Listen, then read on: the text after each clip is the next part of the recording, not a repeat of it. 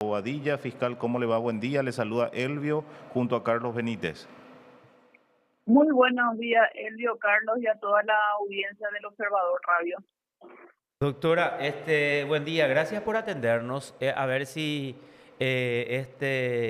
podés hacernos una suerte de resumen porque ustedes fueron dividiendo, así como se hizo la imputación por cada juzgado de paz. En este caso tenemos 4 juzgados de paz, pero un patrón de conducta común para todos estos juzgados, ¿verdad? En líneas generales, sí, el Ministerio Público ratificó la sospecha que tenía cuando formuló imputación y por eso en la madrugada del día de la fecha, aproximadamente a las 3 de la mañana, eh, se presentó requerimientos conclusivos en 4 causas relacionadas a 4 juzgados. Eh, Particularmente yo me encuentro recusada en 2 causas, por ende no firmé los requerimientos conclusivos relacionados a esos 2 juzgados de paz. En total fueron acusados 2 jueces, 2 ex jueces, 9 actuarios, 8 ujieres, 28 abogados, 12 oficiales de justicia. Y lo que el Ministerio Público sostiene como teoría del caso es de que los abogados, representantes de empresas de cobranzas, se valieron de la estructura de los juzgados a los fines de presentar juicios de contenido monetario para reclamar el cobro de estas deudas a los deudores, y que en el marco de estos juicios se simulaban actos como ser las notificaciones, así también las intimaciones de pago y los embargos ejecutivos. Todo esto con el conocimiento de los abogados que actuaban como proponentes, por así decirlo, los actuarios que refrendaban a los jueces, cierto, pero también realizaban actos como ser los informes de actuarios, comunicando a sus respectivos jefes la situación de los expedientes, los vencimientos de plazos, a los fines de que fueran declaradas, que si yo lo reconocía las firmas. También la participación de los oficiales de ujieres, como ya referí, que están justamente acusados por producción inmediata de documentos públicos, contenido falso y complicidad en el prevaricato. Los jueces por prevaricato como autores y el uso de documentos públicos de contenido falso, los abogados como instigación al prevaricato, y el uso de documentos públicos de contenido falso. Y los actuarios cómplices del prevaricato, también como producción de documentos públicos de contenido falso y el uso de documentos públicos de contenido falso. Bueno, acá yo llegué a anotar 28 abogados, 12 oficiales de justicia, 9 actuarios. ¿Cuántos ujieres, doctora? Ahí esa parte para anotar un poco. 8 ujieres, 2 jueces y 2 ex jueces. Cabe resaltar de que un abogado el Ministerio Público presentó sobreseimiento definitivo. Esto es en el marco de uno de los juzgados, porque justamente él mismo había prestado declaración ante la Fiscalía y expresó algunas cuestiones que fueron atendidas y revisadas en sus expedientes, y efectivamente él había presentado las demandas, pero después él ya no continuó con los expedientes, sino que fue otra abogada la que le dio continuidad a estos expedientes. Esa abogada fue acusada. Y también se presentó suspensión condicional en relación a 4 ujieres que justamente solicitaron la aplicación del Instituto Procesal y brindaron informaciones y datos, muchos de ellos corroborados con otros elementos o con otras pruebas, y que fueron conducentes a los fines de establecer otras cuestiones relacionadas a la causa que no formaban de por sí la teoría plasmada en el acta de imputación. Sería el motivo por el cual eran realizados estos trámites. Bueno, y estos beneficiados, entre estos beneficiados, quienes podemos mencionar, si no me equivoco, está este Nicolás Antonio Antunes, ¿verdad? O, o no. Eh, los nombres no te voy a estar mencionando, pero sí son 4 mujeres, como te digo, 3 son del juzgado de Encarnación y otro, los doctores Arce y Leonardo presentaron en relación al juzgado de San Roque. Al juzgado de San Roque. Bueno, y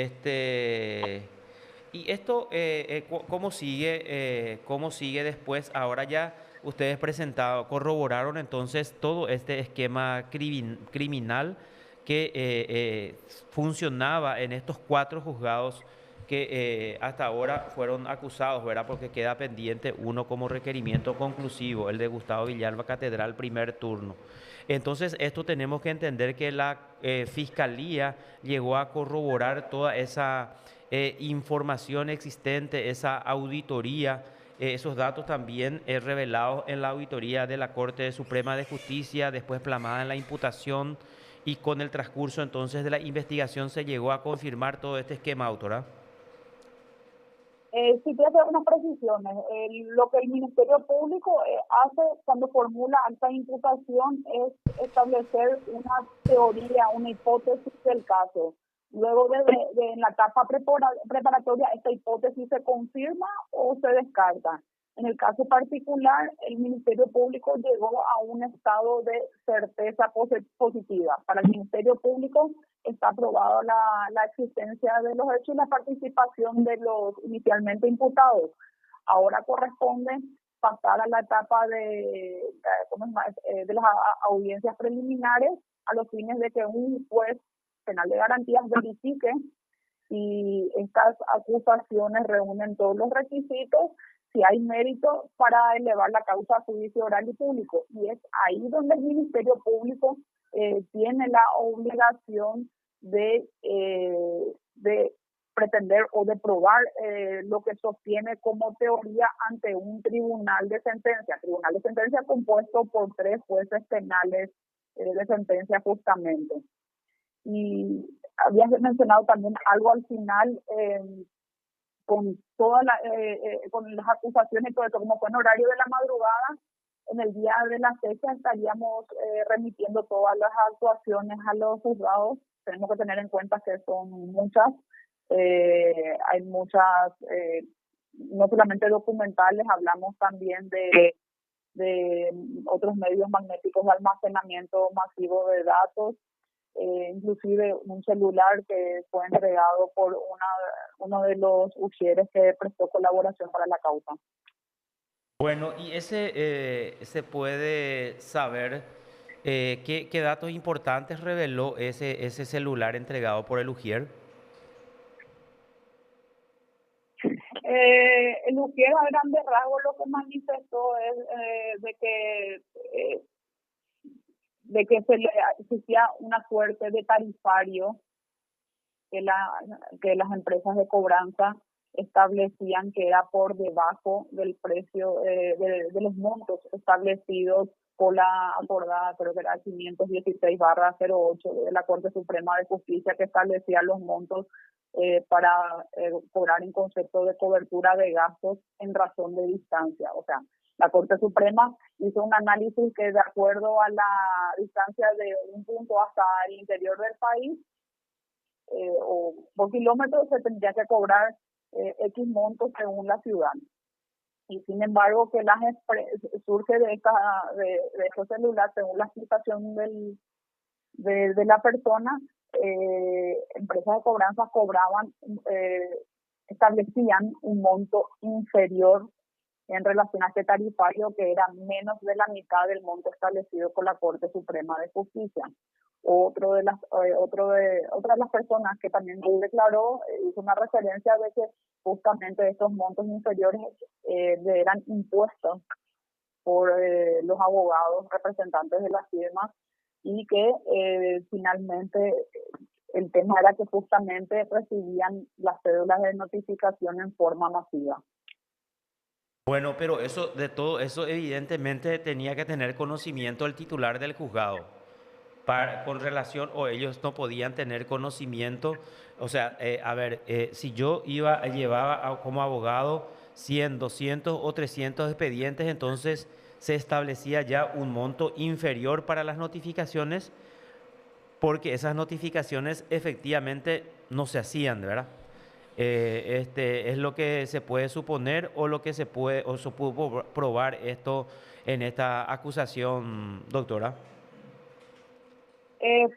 Algunos de las personas que prestaron declaración y como indagados y que solicitaron la aplicación de la suspensión condicional, inclusive refirieron de cómo funcionaba el sistema, de quién era la persona que les propuso eh, los montos y que finalmente esos montos eran muy inferiores. O sea, cuando les llamaba la atención de por qué un monto tan inferior a la corte, era porque justamente iba a ser libre de gastos.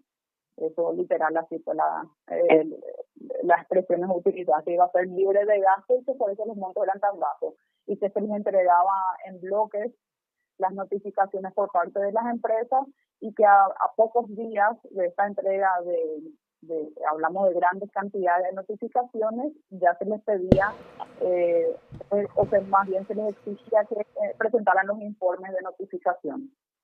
Por supuesto, en consecuencia a estos informes de notificación masivos, como consecuencia de ello se originaban los informes de los actuarios también de manera masiva y las resoluciones judiciales dictadas de manera también masiva.